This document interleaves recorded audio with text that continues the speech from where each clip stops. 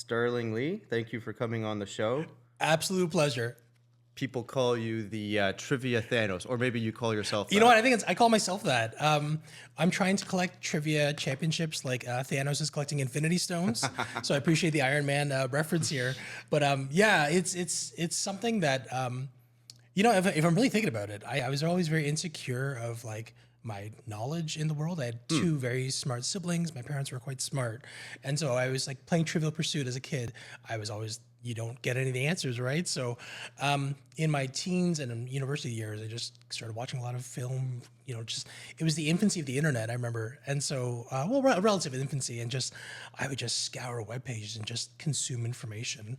And now I always say that I have probably more useless information than useful. Yes. But now that we have trivia nights, I'm able to apply that useless information and, win a 6-pack of beer or something. Hey, there you go. That's awesome. That's a great way to spend an evening too. Right. Are there any really good go-to places in the Durham region that come to mind? Good call. There's a few. So there's a new one. It's at the Torchbearer Tap Room. I think that's what it's called. It's in Oshawa next to the Makimono. And the guy there runs an incredible trivia night. It's on Wednesday nights at 7. I actually met him by accident. So, here's a very convoluted story, but we used to do trivia in Uxbridge. I forgot the name now that you put me on the spot, but we went on literally like a 6-month win streak. Like every week for 6 months, my team would just win. And so anyways, jump forward many years, we stopped going to that one, and we're doing karaoke at the Torchbearer Tap Room. And I had asked to, get a beer or something, and the owner's like, "Hey, I know you." And I was like, "Yeah, you look familiar." He's like, "I'm the guy who sat next. Our team would always get beat by your team at trivia." And I was like, "Oh my God, what a small world!"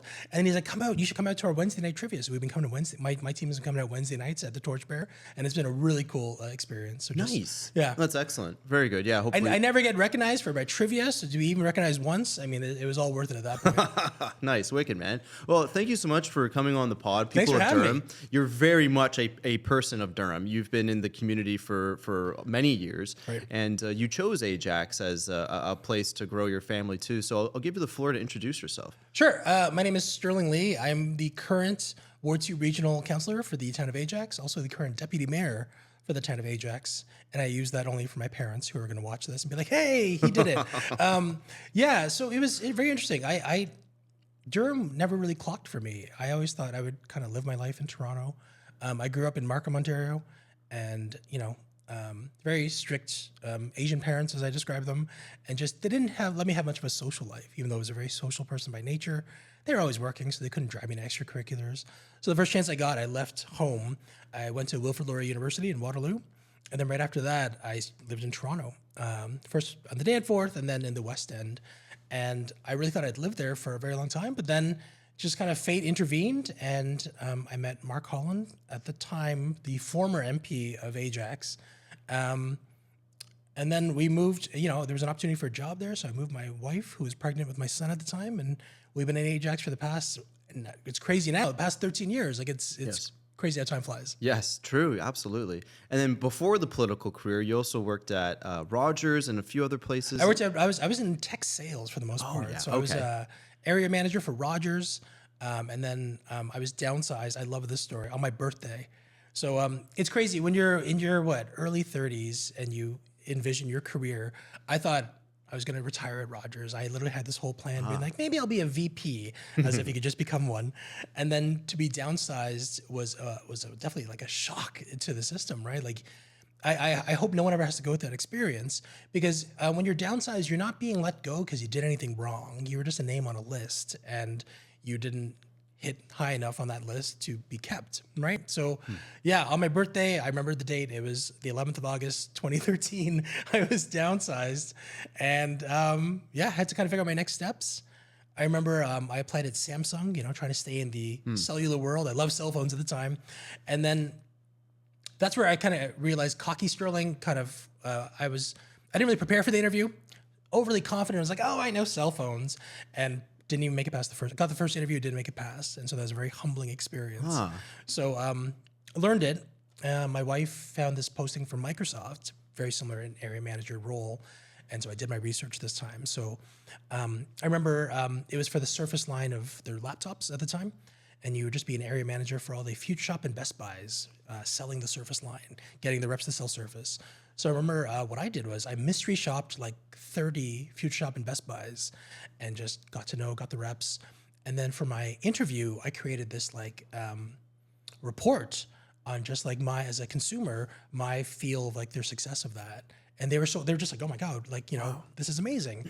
And they were like, oh, can we get that report? I was like, I'd love the job first, then I'll share the report. And I think that really impressed them. And I was able to work at Microsoft, which was a super cool experience, like to work for a giant tech company. Absolutely. Yeah, it was great. Speaking of giant tech companies too, Ajax has grown in the past just decade.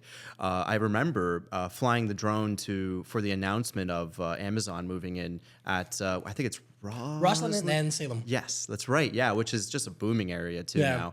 I love going to Symposium Cafe there too.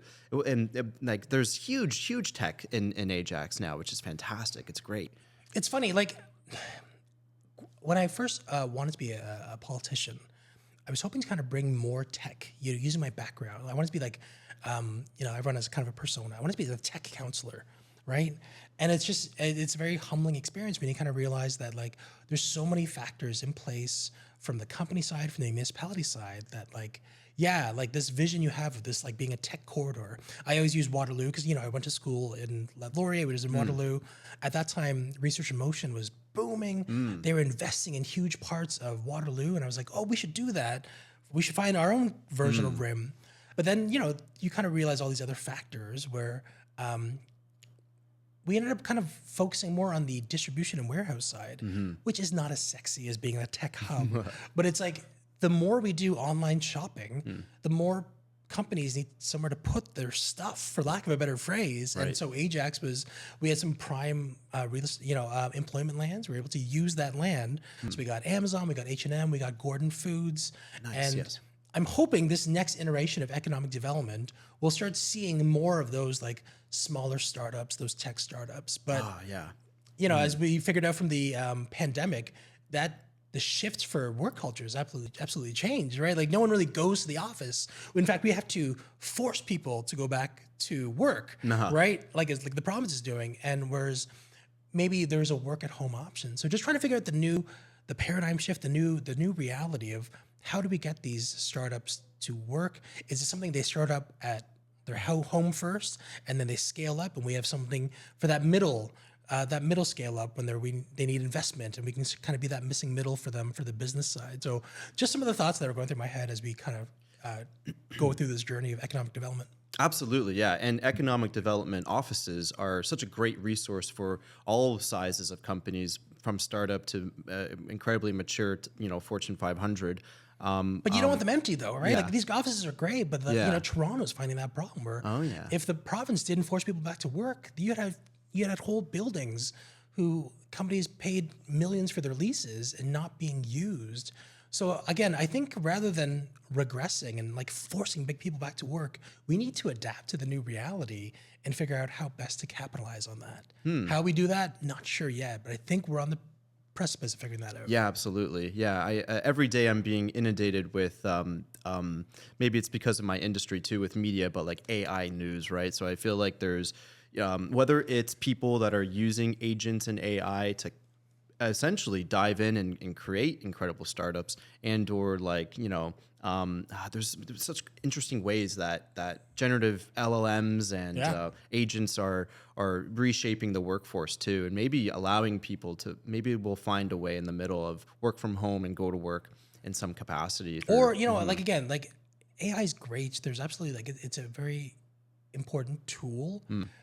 I don't want it to become this new fad that dies off, right? And I don't think it will. But again, I go back to I remember when virtual reality, oh my God, it's the next thing. We had HoloLens, we had Google, augmented reality, and then even Meta is kind of pulling the shoot on their whole experiment, right? And self-driving cars, oh my God, it's the way of the future. We're all gonna have self-driving cars by 2030.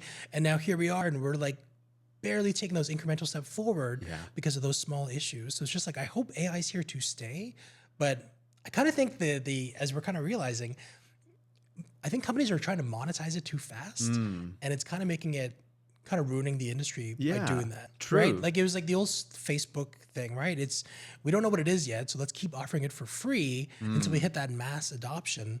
I think because of all the billions people threw into it already, they want that that return quicker, but now it's kind of ruining AI a bit. Yeah, true. It is like the newest shiny thing, and It is. and it is probably, you know, like of course, as we see anything, like whether it was the .com era in the Yeah. 2000s, and Social media era. Bitcoin, the crypto era. you know, and like yeah, but right now we're in like, oh my gosh, AI like phase, and whether it goes either direction, it probably will kind of plateau a bit. Plateau off, I think, you know, and we were useful. just talking about it, you know, offline, and just the environmental impact of AI too is like it can't be understated. Of just like it requires like massive amounts of fresh water for these data centers. There's a memory shortage right now. There's a graphics shortage right now, making laptops more expensive, and it's just like everyone's trying to capitalize on it. But let's try and ease into it. I think is the best way to do it, rather than jump in without really knowing what it is or what it can do. And again, I've seen Terminator 2. Like, well, I don't want Skynet to be active on August 9th, what it was, 1999 back then. So it's just like, yeah, let's be cognizant of that too. That's a good point. Yes, yeah. I do appreciate a corporation that can find ways to somehow get net zero in their costs. So like there's a company in Toronto, and they have other warehouses around the world. I think in Halifax as well. They're a data center for mining Bitcoin and Ethereum, but I think they're shifting gears towards being like you know, GPU center for generative stuff. Hive is what they're called. Good shift. Yeah, It's a good shift. It's smart. absolutely. Yeah, exactly. And so what's interesting about them though is they're and you know, don't quote me exactly, but they do claim that they're like net zero. So they somehow do something with something where they Offsets or whatever. exactly Yeah. right. And so yeah, but otherwise, like with some of these massive million square foot facilities, essentially, it's like polluting. It's very dystopian. Like yeah, if there's ways to Well, because again, like we've been making that alarm of just like, oh, it's a climate crisis, you know, it's in a crisis, and we all kind of nod and we're like, yeah, and then we kind of again, we as humanity kind of level off our interests of trying to get action, and now like I don't know what the future holds. I don't know what the Earth can sustain in terms of just like this mass growth and this mass use of resources without replenishing it, you know, and unfortunately it won't be our problem, you know, it'll be, you know, our kids or our kids problem, but that's still only like 2 or 3 generations away, right? yeah, So, true. Very interesting. Let's steer it back to from this doom and gloom, you know, please. to so you're running for re-election. I am. And let's talk a little bit about that.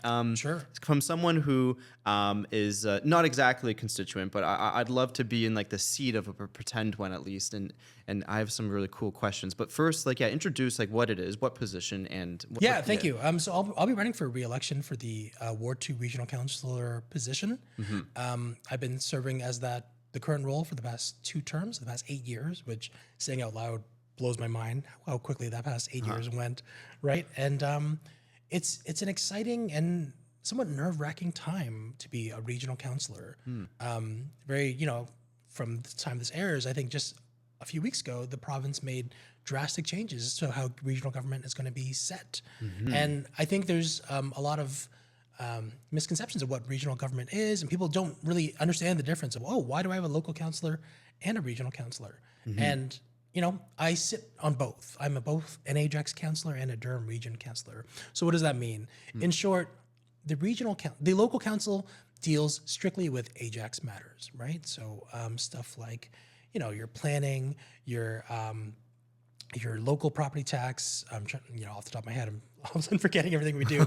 But just know, like your fire, those are some of like the key like local municipality, and every municipality deals with those. Yes. We have a second tier of government, which means we just share resources with the other 7. So there's 8 total municipalities in Durham, and stuff like police, ambulance, health and social services.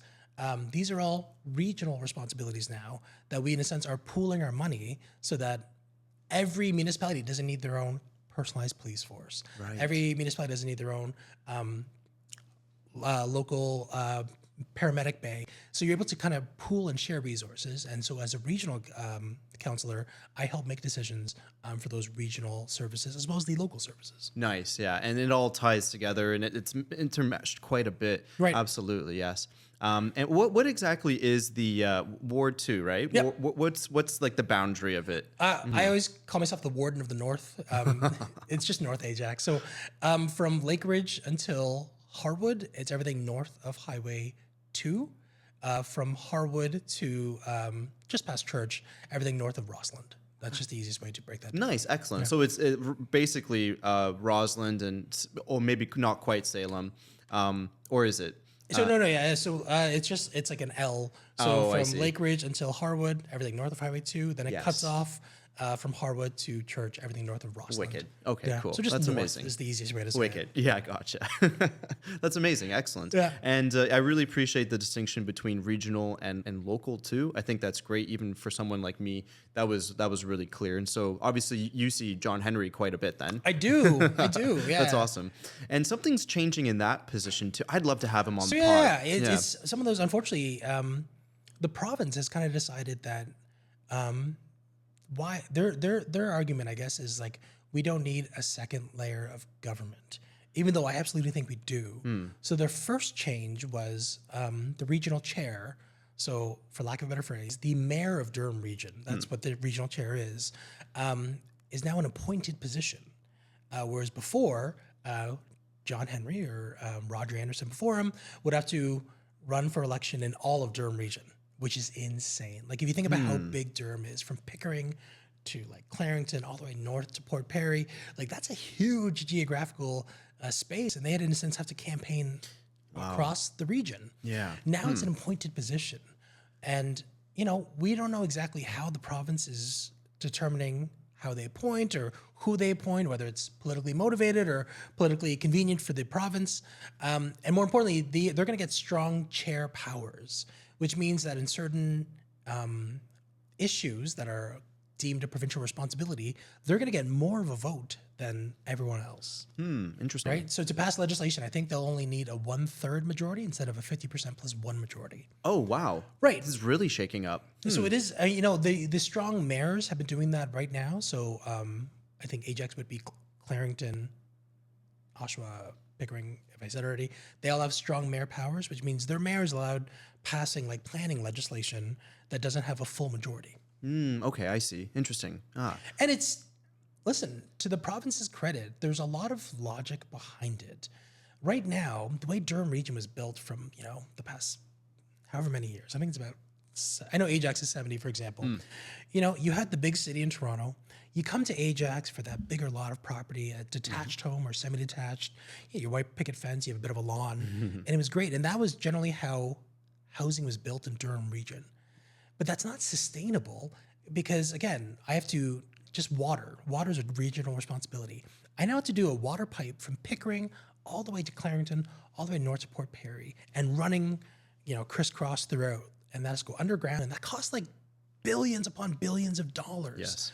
So instead of Toronto, what Toronto figured out is if we intensify and start building these like not even full apartments, but even those like 8-plexes or 4-plexes, we can deliver services to more people in a shorter amount of distance. Durham didn't do that. Right. So now what we're doing is we have to play catch up. And so, but now let's say you have a neighborhood of detached houses, and on the corner, we're saying we want to build an 8-plex or even a high-rise tower. Your neighbors are just like, well, I don't want that anymore. And I can understand to a degree why they wouldn't want that. But progress can't stop for any one constituent.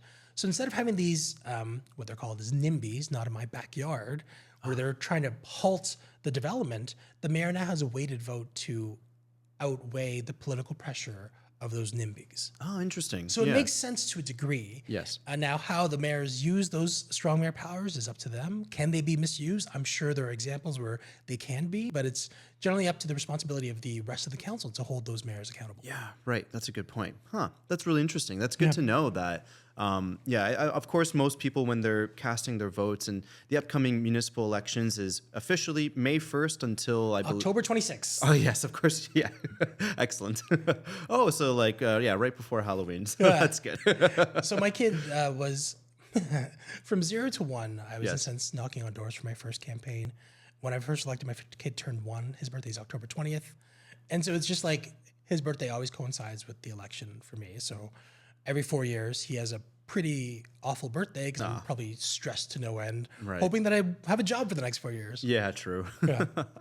Yeah, that's good. What's it like being a father, and what do you think? How's that changed in your viewpoint of being a counselor in Ajax as well too?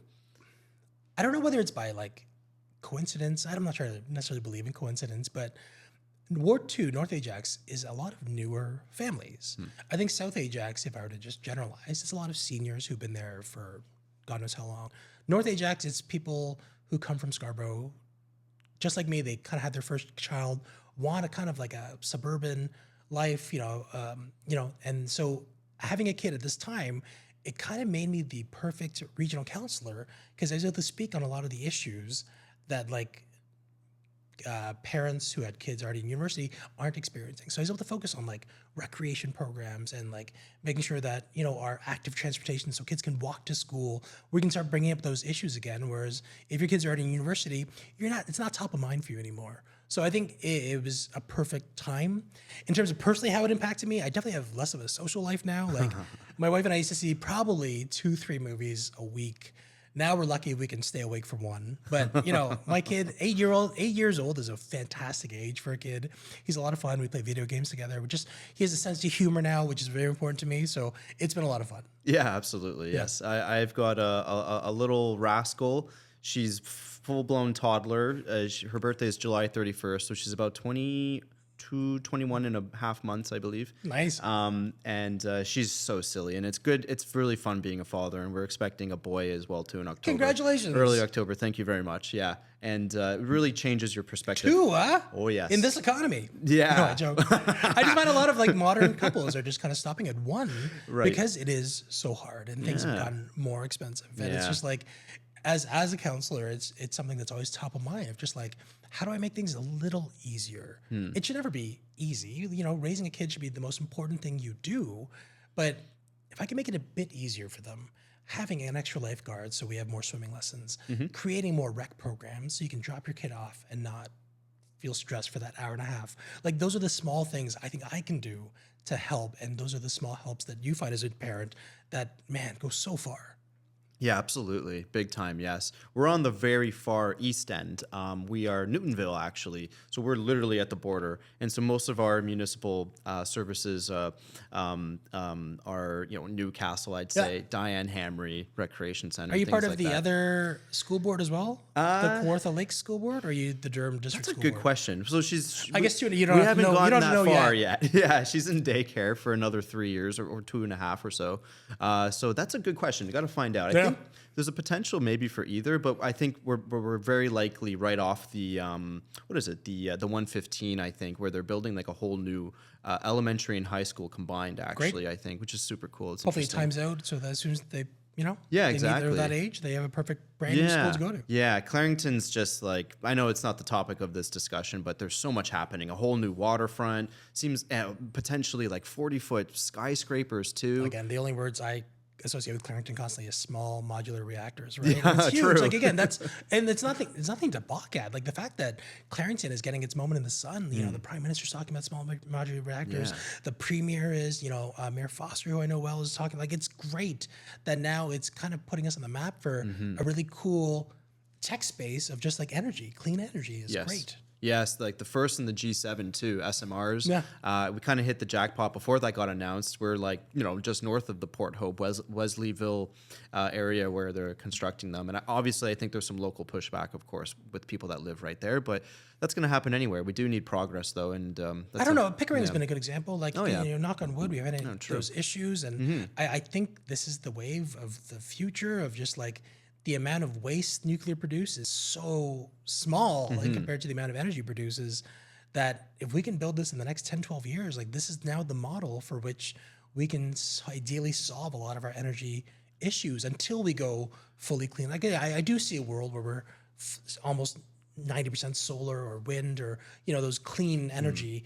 But until then, this is a good stopgap to get us off those fossil fuels. That's true. Which are costing so much right now. Yes. But Yes. thankfully, I was very again, I'm not a car person. I just always like the idea of driving an electric car. Yes. So I got one back in 2017, and I'm laughing at all you people using dinosaur bones to fuel your cars right now because it's so expensive. Like I can't even imagine. I can relate with that. We have 2 Model 3s, and it doesn't matter. Like I know, I am a big fan of Chevrolet and Ford, and Hyundai is doing incredible things. I have an Ioniq. I have the first Ioniq. Yeah. Hyundai is super cool. I especially love their Earth and Mars concepts that they came out with. I would absolutely get. I think it's the Mars. The Earth one is the SUV one looking one. Right. The Mars one looks so sick. Like if they keep that concept relatively 80% or so, I'll absolutely buy one. That looks like a sweet ride. Right. 100%. Yeah. And so, yes, I know I'm the enemy, but I am also, pointing the finger and laughing at gasoline guzzlers just because they're picking on me, unfortunately, and blowing People always ask coal me, rolling. how much it taste to charge your car in a month? Yeah. And honestly, I can't. Oh, yeah. I don't think it's beyond $15-20. I know, right? To my energy bill, like Absolutely. it's incredibly affordable, and it's great. Yes, 100%. Yeah, people I think their biggest things are range anxiety. That's my wife. Yeah, in which now that it's opened up all these Tesla superchargers, and there's lots in Petros and Essos now too that aren't Tesla if you really don't want to use that. But now it's open to any vehicle. Any EV can use these. There's also, actually, speaking of, Ajax has Canada's largest Tesla supercharging station. I think there's 44 stalls, if I'm not mistaken. Right in my Costco. Oh, sweet. I know, right? So cool. So for people that are road tripping, you can easily road trip from coast to coast, no problem.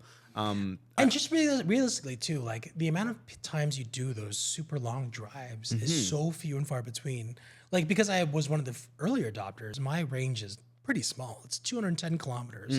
But ask me how many times I've needed more than 210 kilometers in a day is maybe 2-3 times, right? So it's just like, as a worst case scenario, like if you really want to game this out, rent a car for those 2-3 times you need that or whatever, right? For the most part, you are still laughing by having electric. And that's the way I say it too, is like if you're driving for 2 to 4 hours, you probably want a 15-minute break. And that's how long it takes sometimes, 15 to 30 minutes, go to the washroom, 80%. Grab a bite, you're ready to roll again. So there's the range anxiety, and in the winter, like, okay, maybe the ones between 2018 and 20. It's true. I dropped from about 210 to about 150. Yeah. But again, how often do people drive more than, I guess, 75 each way? Like, fortunately, my commute's mainly Ajax. So it's maximum doing maybe 25 kilometers a day, right? 100%, yeah. A lot of the newer models are hitting like 500 kilometers too. And once BYD comes in, let me tell you. Oh, yeah. I'm very excited. Chinese electric cars, Yes, yeah. I think we just heard some news. A bunch just came into the ecosystem ready to launch in Canada, and specifically Ontario is being targeted in a good way. So that's super exciting. Not the cheap ones though, right? It's like the super high end ones, and it's just like, let's get those cheap ones in. True. I know, that's unfortunate. Yeah. We need some 40,000 and sub cars that go those 400 kilometers, and like that's exactly, and super high quality. It's funny, like the way just we've made that shift of just like the past 2 years with what's going on south of us. We're now more open to these like other trading partners that we were never open to, and that's good. And but it just reinforces how much the fear mongering had affected us. Yeah, we're just exactly. Like, oh, I don't want the Chinese monitoring me. Right. But then it's just like, well, the U.S. is monitoring me anyways with like every other app that I'm downloading. That like really, what is my genuine fear sometimes, right? And they're using it in Europe, and I don't see any here Europeans complaining. Like interesting, yeah. And and thank you for bringing that up. I think that's an interesting topic to bring up. Your background and the first racialized deputy mayor that we already talked about. Yeah, and then but also, what's it like? How do you navigate through the political noise of like, China being a potential, I don't know, threat? Yeah, you know what I mean? And like, and again, like it's like the same vein of like people not understanding electric vehicles, not understanding China, not understanding that like we're all on this planet together. But I don't want to put words in more your importantly, just like how like media has really framed the way our beliefs, right? And again, what Marshall McLuhan kept saying, the medium's the message. Like it's not, the media will always be the same. The stories are the same, so-and-so country is bad, so-and-so country is good, but it's just the way it's been disseminated. Just like social media has changed the way we consume information to the point where we are now consuming fake information and passing it off as fact, and there's no fact checkers anymore. So, I mean, going back to your original question, I don't think it's affected me too much. You know, it's been very interesting.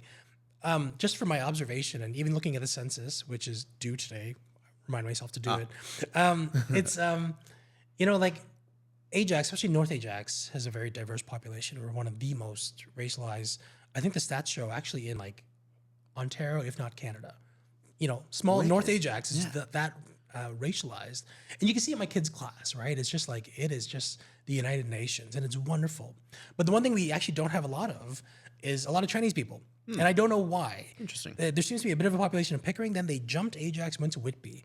And so, yeah, like I don't, in my day-to-day, no one ever says, oh, are you an agent of China? And I guess like I would not be. My Cantonese is tragically awful, to be honest. Like I typically learned Cantonese from my grandparents who predominantly spoke Cantonese. And then I watched a lot of Chinese films in the 90s and I would just read the subtitles because Chinese cinema in the 90s was amazing. And you read the subtitles and eventually you kind of pick it up almost like phonetically, right? But like whether I'm a foreign agent, no, man, like my life's way too boring for that. And if you look at me, I'm not making any grandiose statements of just saying, oh yeah, we need mass amounts of whatever country investment. I would welcome any investment in Ajax because at the end of the day, like I'm a Canadian and more importantly, listen, I was not born in Ajax. I didn't have any ties to Ajax until, 13, 14 years ago. But like, I consider myself an adopted son of Ajax. And I've come to absolutely love this crazy town that is the size of, it's so small. It's the size of a postage stamp, but just the amount of just culture and industry that we're trying to drive from it. And so, I don't get those accusations of being a foreign agent, but That's good. I think, if anything, I'm able to be a voice for all constituents and your various issues. Because take away, your international politics, all of us are just kind of like just trying to get by. We're all just like more connects us than divides us, and we're all just like we all have most of us have new families and just like these struggles. Whether you are Pakistani, Tamil. White, Chinese, Christian, Muslim, man, raising a kid is hard no matter what you are, right? So it's just like, I think that is what binds people and connects them to me. That is one big way for sure. And I believe without a doubt that if you were to pluck people from China or pluck people from here or anywhere in the world and drop them in the same room with some delicious food on a table and some nice music, they're likely to get along. So, man, on that note, that's probably my biggest issue with the lack of Chinese population in Ajax is like I can't find a decent Chinese food anywhere in Durham region. Like makimono is probably the closest because that's kind of like Asian, a bit of all Asian foods. But like, I gotta go to Scarborough Markham if I want authentic like, good Chinese food, right? Yeah, some like actual like wonton soup and like things, or some xiulong bao or just like those like I love that stuff. So I visit my parents or my mom and my stepdad like once a month, and really it's just an excuse to get Chinese food. Yes.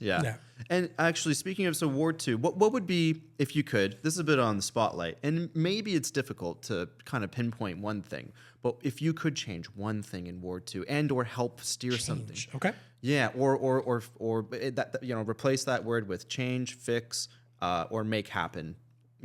What could it be? It's the most absurd statement, and you wouldn't understand unless you lived in Ward 2, but it's parking.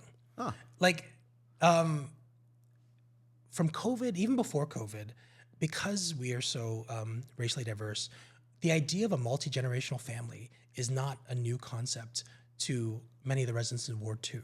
Like living with your brother and his family, your parents, like that's actually a pretty commonplace. And again, lots of Pakistani, Tamil, Afghani families. And so there's a byproduct. And then COVID happened where even the younger people are now stuck there. And so it's just, we created this weird circumstance where now some families have 4 or 5 cars, and sometimes they only have 2, 3 spots to park them. So they're left to park on the street, and we don't have a parking system like Toronto. I remember when I lived in Toronto, you could pay every 6 months. It might have changed since then, but you pay every 6 months. I'm allowed parking in certain areas of the town every 6 months, or I have to pay twice a year. And we don't have that. So you have some families getting 12, 14, 15 tickets a month, a year, and it's just like, it's incredibly expensive and frustrating. So something that I've been working on since first term, I would argue, since like 2020, just before COVID or just after COVID, was we need to develop a parking plan to address these multi-generational families.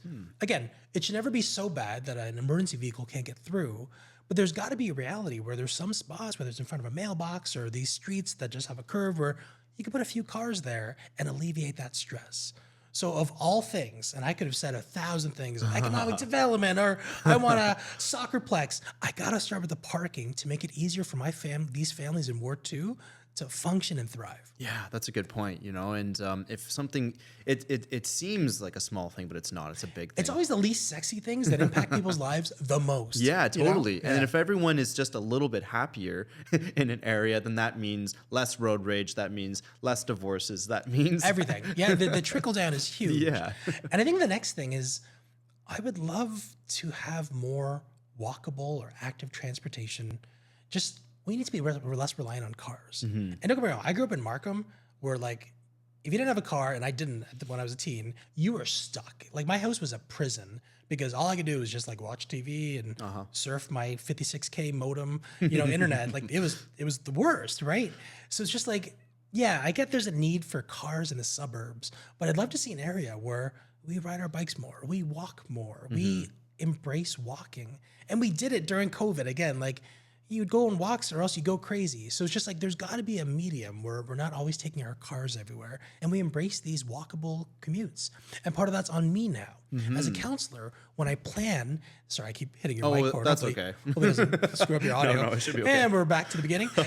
No, I have to build these cities now that have these amenities that people are willing to walk to or are close to people so that we don't always have to drive everywhere. Right. Yeah, that's a good point. I keep being reminded of like the Ajax Waterfront is like, and I've said it many times, even on previous podcasts, even with other people, it is like the prime example of what a waterfront should look like in terms of recreation. Yes, there's warehouses and shipping and things like that, like for instance, like Port Hope and whatnot, that bring jobs and whatnot. But if we're going for parks, like Ajax is just beautiful. And, at least that's a good thing. Or am I wrong? No. You're absolutely right. I just think like, and this is going to be the most controversial thing I say all call, but there has to be an avenue now where it's like we have restaurants on the lakefront. Oh, yeah. But right now we've prided ourselves on having the most undeveloped lakefront, which is great. I understand the appeal of the natural beauty and the natural, development of it. But just like, I don't know, like I think the lakefront would also be great if there was a bar there that I could look at the lake or some touristy thing. Like I know in downtown Markham, there's no lakefront, but they have a carousel in the middle of their new city center. And it's just like, it's a tourist draw that just adds some more than just like, here is nature. Nature is very important. I'm very much an environmentalist in my mind, but I also want to see just like that economic development where it's just like, let's not waste this opportunity because we've always had this old idea of what Ajax should be. And I get it. The old guard said, let's not develop our lakefront and have these paths, and they're great. But is there an opportunity in the future to future-proof ourselves to maybe start developing? I don't want a condo, of course not. But restaurants, shops, an ice cream store, like things I can get that I don't have to go in my car now, leave for ice cream. Like again, I think it part and parcel works with the lakefront. We just have to maybe develop a bit more. And I think Whitby is going through that exercise or just finished that exercise recently of just like, hey, we want more from our lakefront. Let's get some resident feedback. How? That's a very good point. Thank you. I feel like my opinion has just changed greatly from that. I do agree. I think that there's a fine balance between nature, parks, but also a little bit of development and economic, stimulus that can help with the region and the area. Like you said. But just helps your experience. Yeah, true. Who doesn't want a milkshake when walking down this amazing path? That'd be makes sense to me. It's a good point because a lot of it is just clean cut grass, unfortunately, and which actually beautifully, fortunately, but then also like that's all it is. Like it's not a lot of it is really being used. Like there's not like fields or parks or soccer. You know what I mean? Like the odd. And there's not a lot of space left. Like that's.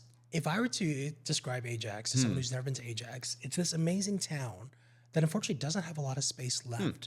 So these next few terms, ideally I'll be there, but again, it's up to the voters. But these next few terms, how am I maximizing the space so that my great grandkid is walking around Ajax, not thinking to themselves, why didn't we do this when we could have?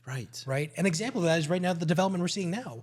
We should have been building these they call it the missing middle in the development world, of these like 4-plexes, 8-plexes, much sooner, instead of just focusing on these detached, semi-detached homes, because now we're playing catch up, and it's resulting in, I think I saw the stat, people are living into their 40s, living with their parents, and that's not what they want to do. You want to start your life, and you can't do that unless you have housing. Yeah, that's right. Yeah, you need at least a way to break into ownership if possible, and or being a tenant, being able to whatever, either or. Yep. Like definitely, there's pros and cons with that. I see that all the time too, and it's important to have that, like, feeling comfortable in your own space and being able to raise your own family and whatnot, and then just to conclude that thought about the waterfront, I know that's not your ward, but No, I love it. It's Ajax. I get, nowadays there are things are different. Like, how could, like you said, the old guard from however many years ago,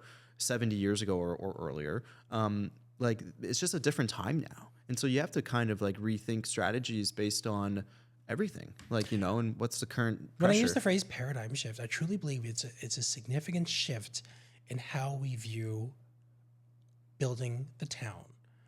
People who have lived there for the past 70 years we've been around, right? So if you've been here from the beginning of Ajax to now, which mainly started in the south, then you're gonna feel like you own it, and that's great. I want people to have a sense of ownership, and that builds a sense of community and a sense of pride in your community. But understand that, like, the waterfront's for everyone. It's not your waterfront. And I'm speaking to the residents of South Ajax, really. So it's just like, how can we best maximize it for the whole town? I have swaths of Ajax who don't know we have a waterfront, who've never been south of the 401. Wow. Right? And that's such a shame, because, again, we're missing on this tourism, this sense of community pride. But maybe it's because there's nothing for them there, or maybe because they don't feel welcome there. So we really need to enhance that, which is why the idea that we have a fairgrounds now in North Ajax is amazing. Like, that's such a cool community space that North Ajax can claim for itself right now. And they're like, oh, why do we need a fairgrounds? Because we're not just building for tomorrow. I'm building for the next 10, 15, 20 years. Nice. And it's just like, we got some federal money to build this fairgrounds. And now, if you've ever been to the Audley Rec Center, which I always call the crown jewel of Ajax, we have this amazing recreation space that has everything. You have world-class baseball diamonds, an amazing park, pool, amazing library. We have a community hall. Now we have a fairgrounds. Like, this is really cool stuff happening in North Ajax that, just like my residents may not know about the waterfront, South Ajax may never go this far north and see these cool things that we have. Yeah, that's a good point. We need joint ownership, joint community. It's not just, again, I'm using the phrases North-South Ajax. Let's just call it Ajax and work on just different parts that we take pride in. Nice. Well, that's amazing. That's really cool about the fairgrounds too. Yeah, it's awesome. And North Ajax is just amazing in general. I just on the border of Deer Creek, which is, I think, technically Whitby, if I'm not mistaken, or is it Ajax? Deer Creek's Ajax. Oh, it is Ajax. The golf course, right? Yeah, exactly. And just like a great mix of all kinds of things. It's so clean, and so it feels new and fresh. Right. And you're not far from. That's all due to me, of course. That's awesome. So if I may, what would be, where do you see yourself in, or maybe you're not allowed to say, and of course, I'm always allowed to say. And unveil your cards. Where do you see yourself in the future? Yeah, it's a good question. And, Mayor Sean Collier, the current mayor of Ajax, kind of decided that he was going to run for re-election. So there's a lot of talk of, who's going to run for mayor? And a lot of assumptions were made of just like, here's this, younger, ambitious, two-term politician. Maybe he's going to run for mayor. And I thought about it to an extent, but at this time in my life, it wasn't a good time to be mayor. And it's, timing is everything. And I think 22-year-old Sterling, or 20, when I just got let go from Rogers, if you said, are you going to run for mayor? I probably would have made that choice to run for it. But, and I dare say this without cringing, I'm older now, I'm more mature. Right. And it's just like, I have to consider other things that are best for me and my family. Ajax is a priority. How best can I serve Ajax? as mayor, yeah, maybe I could have been a good mayor, but then it would have taken time away from my kid, who's now 8. Listen, for the next 8 years, like these are formative years. And when they become a teenager, they don't care about you anyways at that point. And that maybe at that point I can pursue then my next political step. But I think for now, that I have a new family, I think it's really important that I remain that voice for North Ajax. And it's crazy. Like we have a change election because the mayor's leaving. So all these pieces move. Assuming I come back, and I hope I do, and assuming Regional Councillor Crawford, Marilyn Crawford, becomes the new mayor or whoever, I'd be one of the most experienced councillors on Ajax Council. Who knew? Do you know what I'm saying? Like that blows my mind that true. I'm now the voice of experience. Like that's a really big responsibility. And I have a ton of institutional knowledge over the past 8 years that I can share with people. Because it was funny. I skipped a step in a sense. A lot of people, they start at local and then go regional and then I started at regional. So because I skipped that step, I'm able to really sit in this step a lot longer and really make it my own. Yeah, wow. That's incredibly both mature and humbling, and also makes a lot of sense. Absolutely. Choosing,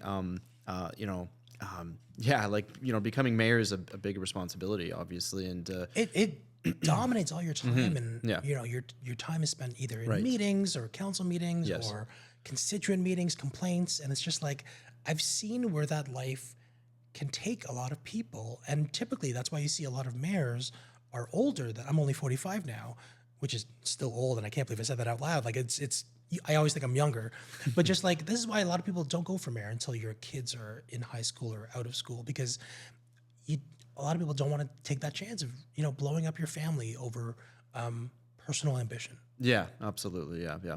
I feel like we're the same age. I'm 34, but maybe that says more about me. Sir, you still have lots to go. You still got lots to go. Yeah, these tired bags. I don't know. Yeah. You look great. So maybe either next election or the one after that, 4 or 8 years from now.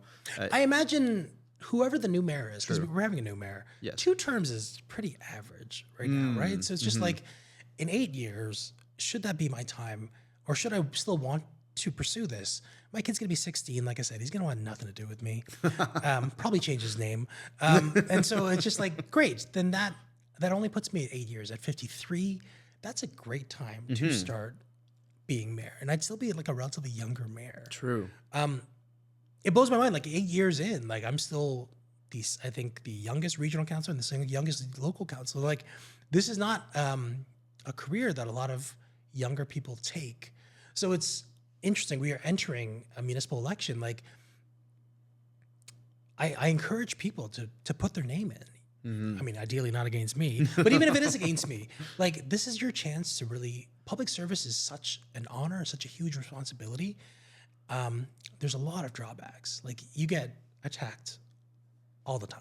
I get attacked over my hair, my shoes, no one attacks my positions, which is great. It means I'm probably speaking for my constituents, but you have to have thick skin. But I think it's a cool career path for people who think to themselves, maybe this could be a bit better. And by saying maybe things could be a bit better, you're not saying things are bad or wrong, but maybe my input can make things a bit better. Yeah. And it's just like, personally speaking, I'm very proud that we introduced, it sounds crazy, an Ajax food guide. We have some of the best food in the town of Ajax, and I truly believe that as someone who's lived in Toronto. I've traveled internationally, and just like it's like Epcot. Have you ever been to Disney World? We have all the countries of the world and all the cuisine of the country of the world in this small space. Now this food guy is able to show people like, oh yeah, we have this new Turkish restaurant that's open. Come check it out. We have some of the best breakfast spots. They opened something called Crepe Castle in Ajax. And again, it's a breakfast place. Nice, yeah. But my kid will swear on a stack of Bibles that's the best potatoes he's ever had in his life. So it's just like these cool things that we're now able to showcase. That's something I'm very proud of. Municipally also, like I'm very proud that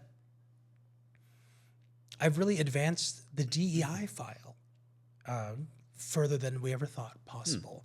And I reflect, again, I have the most diverse ward. I'm diverse. I'm racially diverse myself.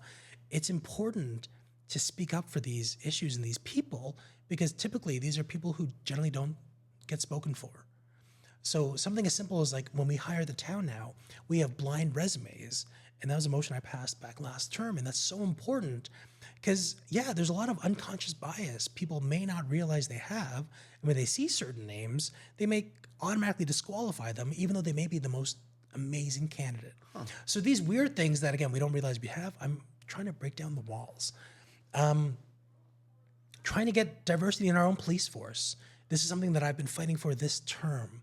And it blows my mind that, you know, I grew up in Markham, Toronto, pretty diverse. We're in Durham region now. We don't have enough racialized officers. We don't have enough racialized officers in command. And it's just like, how are we going to recruit these racialized people if they don't see themselves in their command or see an opportunity to move forward? So it's something I've been pushing for. You know, people label me as, oh, that makes you anti-police. Couldn't be farther from the truth.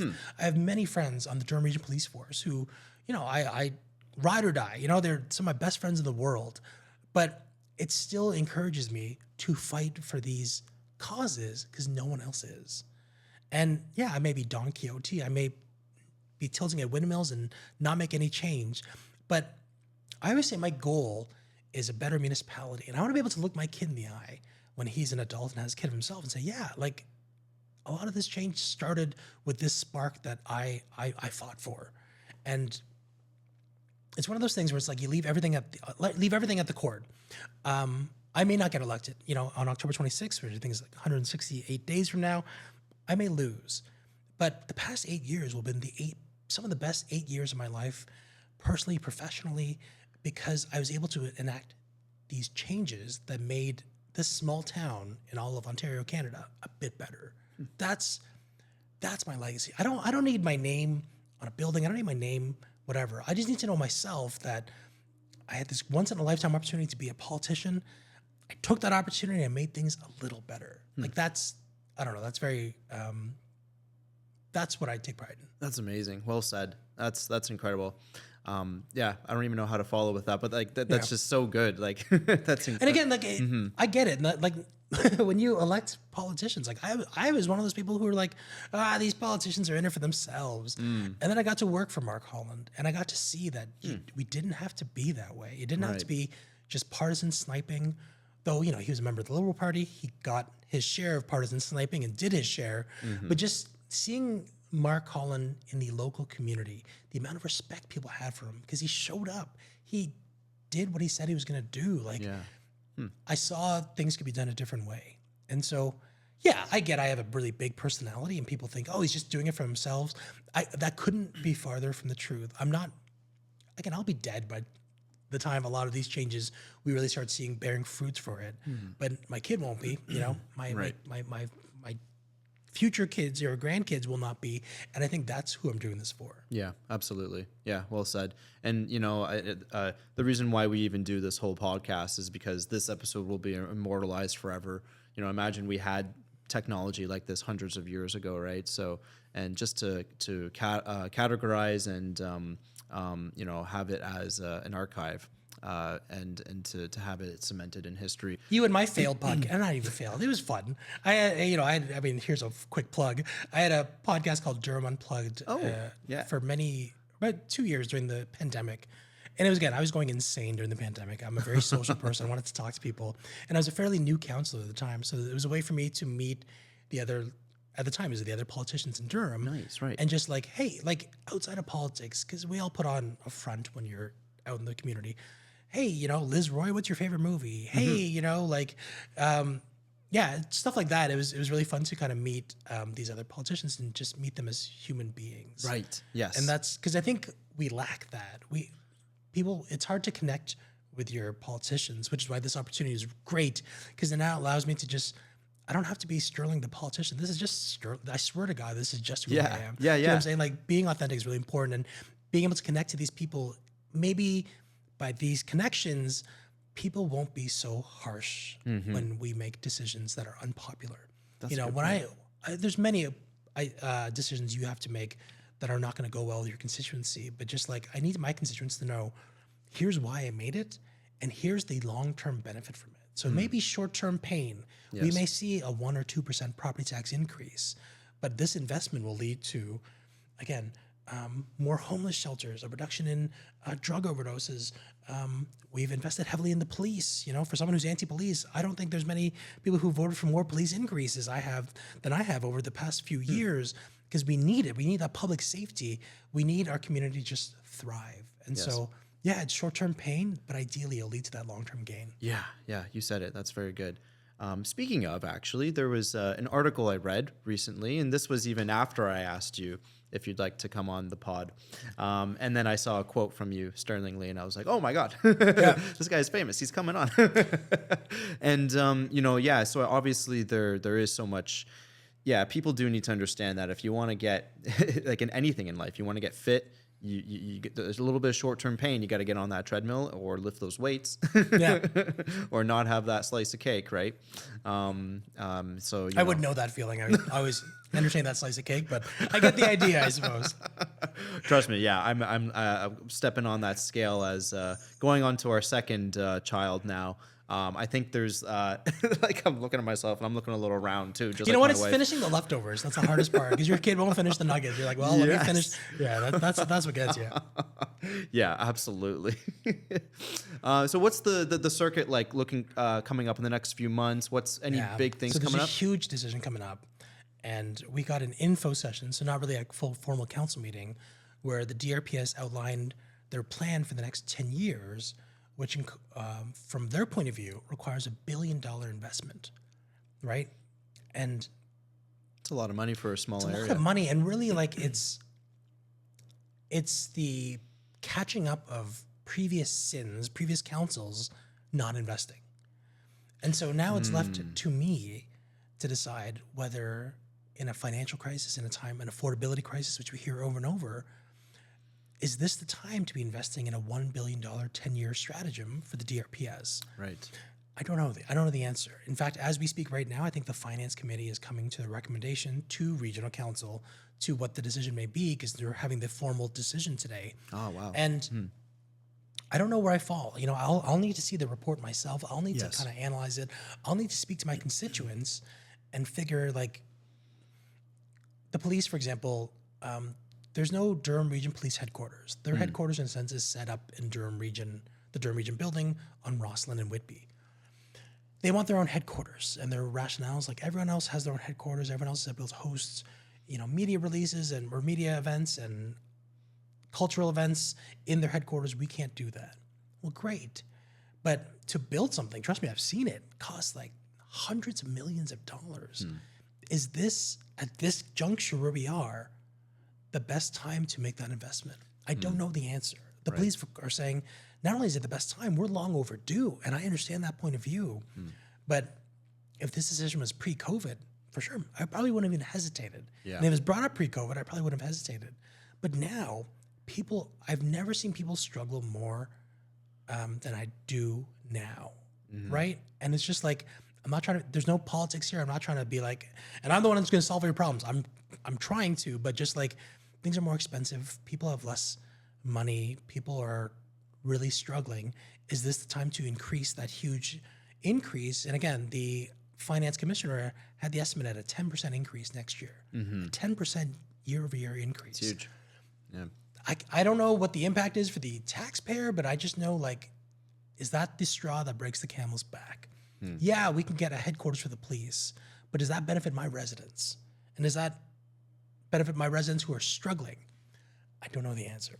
Yeah. And so, Such a tricky thing. I'm wrestling with this. It's almost like choosing like the lesser evil, or not even that, but like the lesser punishing decision in a way. Well, again, I'm somewhat frustrated at previous councils who could have made the decision earlier. We could have made these investments when development was cheaper, things were cheaper to buy and everything. Yeah, but here we are struggling. in the peak, interest rates and inflation, and they're saying like we're out of time.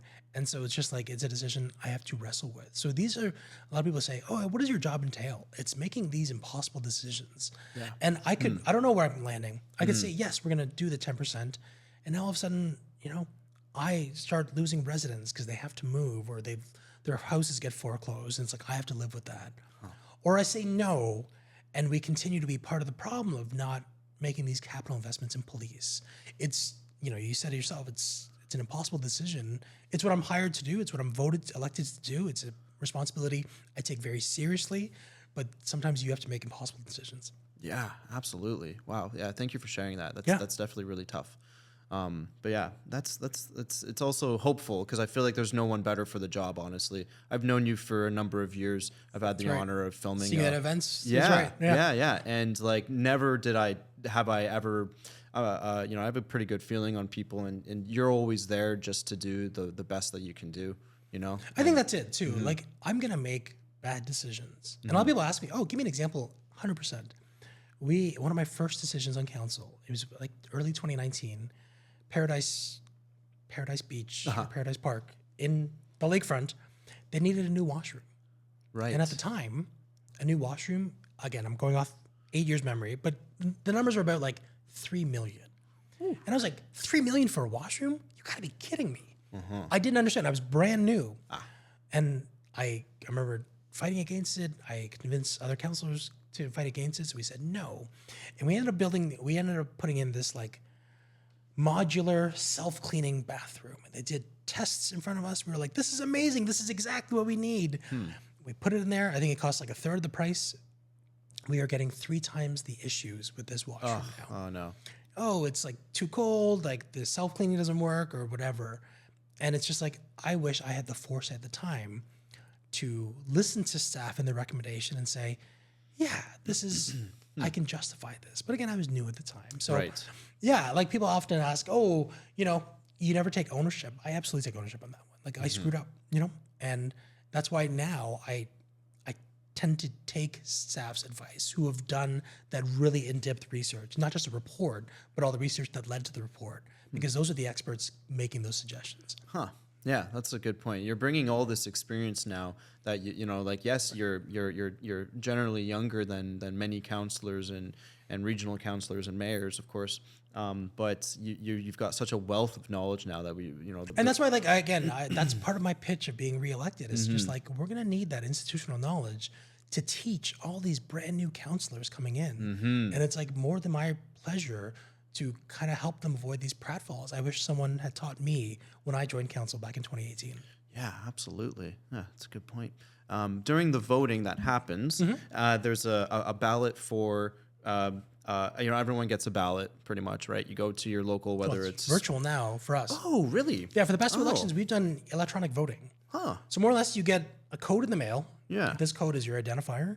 You pre-register ideally, and then when you vote, it's like, and you go to a website, you'll vote for mayor, you'll vote for your local councillor, your regional councillor, right, your school board trustee, and all that other stuff, and then you hit submit, and it's so simple. Well, it's amazing. We have made voting like foolproof. It is so simple. There should be no reason why nobody votes. Huh.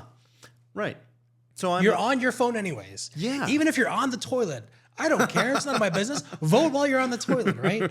But it's always a shame to see voter turnout that low. Absolutely. And I think that's why I wanted to do this show today is I don't want voting to be the lesser of two evils. I want people to be like, oh, Sterling, like that's a guy who really put some thought into it. Like that's the guy who represents me.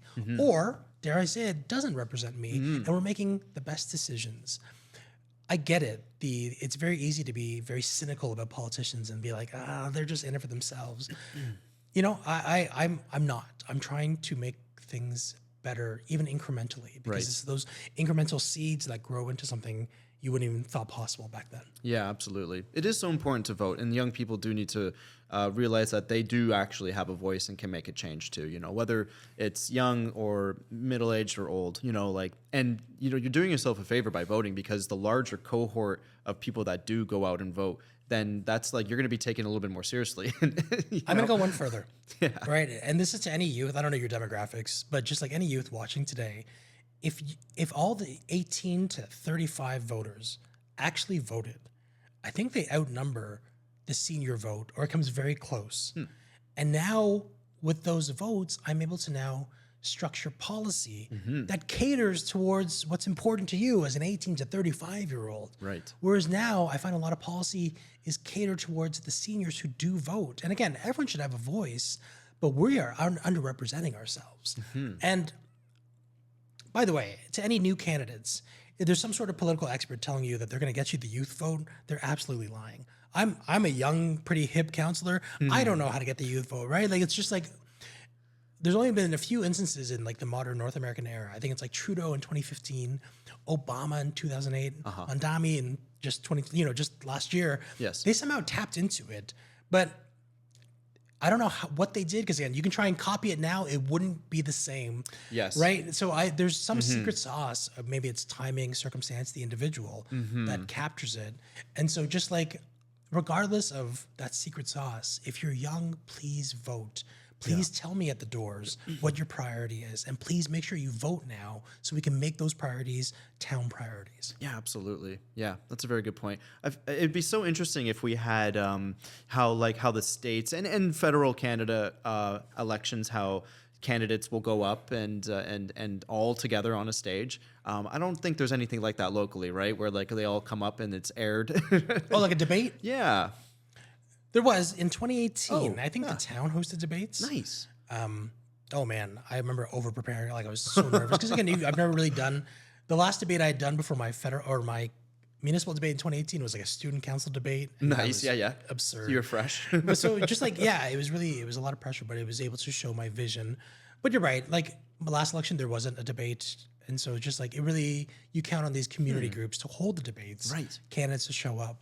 What we're seeing now, if you go back the past few federal, provincial, and even some municipal campaigns, it's actually people being advising their candidates not to go to the debate because you have actually more to lose because of unpopular opinions, unpopular whatever. So it's a weird kind of flux we're in right now where, I mean, I will always try to go to my debate. A family emergency is the only thing that prevent me, but I can see why, I think it was Doug Ford's Conservatives last year. I think 60+% of them did not go to the debates because the polling showed that you have more to lose by saying something wrong in a debate than by saying nothing at all. Interesting. Huh. Disappointing, really. Yeah, that's too bad because it is a great way for people to get to know someone, Right. and it kind of sheds light on people can make a really good decision based on, like it's then and there. Like, here's what I believe in and here's how I think I can do it. And here's how I present myself in public with a lot of people, like a lot of pressure. Yeah. Like, that's also a very important skill set we take for granted sometimes. Like at the end of the day, politics is not necessarily the smartest or brightest, or it's a combination of all these factors that, a lot of times we've seen it. We don't get the best. We get someone who just took the opportunity that presented themselves. Yeah. I mean, again, I already overly like partisan, but look at Donald Trump. Like, again, he's not the most capable candidate as we're seeing, but he got voted in twice. So it's like, what does that say? I don't know. Right. That's a good point. Yeah. Yeah. It's like people make interesting decisions. Right. And it's based media, on it's social media, it's whatever. Yeah. I know.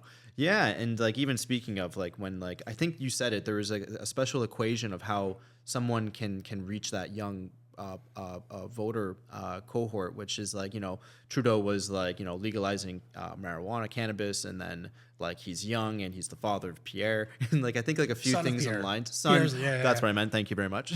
And and then like maybe with a little bit of like social media content. Sure. Like I feel like there's a formula that people can get all of their points. Or maybe it was just a change election, and you happen to have the very charismatic. I don't know. I'd be delighted to read up on this. Yeah, right. I'm sure someone's done the research, but like, I also believe, like, again, I remember the Hope campaign of Obama in 2008 was huge. You had that picture of hope, and just like he turned the idea of hope into a campaign win 2 times. Like, yes, that can't be taken for granted, right?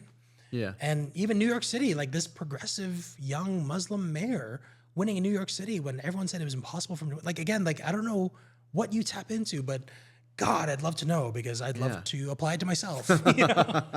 Well, maybe some shorts from here will reach some people. We're gonna go viral with this, I'm sure. We're currently sitting at about 650 followers on Instagram. There you go. And we just passed 200 on Facebook. Great. But that's after 5.5 months of that's huge pushing. Yeah. Yeah. Yeah. Probably less than half of that being like actually like a solid marketing strategy, though. So Hope we don't see those numbers decline after my. no, if anything, it's funny. We had another candidate on in Ajax, and that episode should be airing soon. And I thought, oh my God, what a great idea to just reach out to all. So I literally BCC'd 80 candidates across the Durham region, and you were the first one. And so we a few others that are ready to roll. Marilyn Crawford's going to come on. Great. I'm so excited to learn about her. And what her potential plans are too, and if there's anyone else running for mayor, I don't know if there is. I'm sure there's there another is. gentleman, Ashmead Khan. That's my right. Yes, former there is. Local yes, counterpart. and actually, he may come on too. So this Great. is like a cool way of we can do like a supercut. Yeah, no. I did this just because I've been listening to podcasts since like 2007. Yeah. Just randomly, it was on my Apple podcast. I was like, Yes. let me try this out, right? So yeah, so I'm a big fan of the medium, and I think it's just a very important way to, again, people have a lot of misconceptions about who various politicians are. This is just a way for me to just be my authentic self and just, you may like it or you may like me or not like me, but at least now you understand who the real me is and how my thought process works. Yeah, maybe we should have who's best at trivia. I mean, then it's like kind of unfair for everyone else, right? Like, yeah, again, it was, people, we've won, the Town of Ajax has it's been like every 2 months trivia, and me and my team have been winning. Yes. And all these people are like, oh, why are you so good? And I always just say, like, I had no friends in high school. Like, again, I was stuck in this house watching movies, TV, the infancy of the internet. Like, I just consumed all this pop culture knowledge. So that's how I'm good at trivia, Well done. I love movies, I love all this quote unquote nerdy stuff. Yeah, I thought I'd put a little bit of some nerdy things out. I kind of lament, like, it's one of those things where it's like, I wish nerd culture has been so accepted now, whether it's the MCU or comics, just like anime is being like blown up. Like, I wish I was younger during this time, but everything happens for a reason. Yeah, true. But you can always be a kid at heart, and I mean, like I say that, but like any good animes that you can recommend for people? You know what? I'm not even that much of an anime guy, to be honest. But I just know like it's blown up. But, fair enough. I mean, you have to go to the classics like Naruto and Attack on Titan are huge. And, at least to like you're grounding get Dragon your feet Ball, wet. Dragon, But, true. I always lament the year after I graduated. Part of the English curriculum at Laurier, there was a whole like class on comic books, and I was like, I would have dominated that class instead of reading Chaucer and poetry. That's the class I would have killed, but whatever, it happens. Yeah, fair enough. Well, man, thank you so much for coming on. How can people reach you? And do you have any other parting words? I know we talked about so much, but I don't. I can't believe it's flown by that quick. Yeah, to be honest, you can follow me at Your Voice for Ajax 4. So Your Voice for Ajax. I try to secure that on everything. So I'm on like Threads, Blue Sky, Twitter, or X, formerly known as Twitter, Facebook, Instagram. I think I have a Discord as well. I've never used. Oh, sweet! It's ready to go. Cool. So that's all at Your Voice for Ajax. Any parting words? I think. I was ready for every question except that one. That's very funny. Democracy is really important when people are involved in that democracy. It is so easy to sit back and just criticize. Monday morning quarterback. Oh, you did this wrong, did this wrong, did this wrong. All politicians, even the ones with nefarious, intentions, they are trying to achieve something that we should be encouraging that. And the best way to encourage that is through your vote.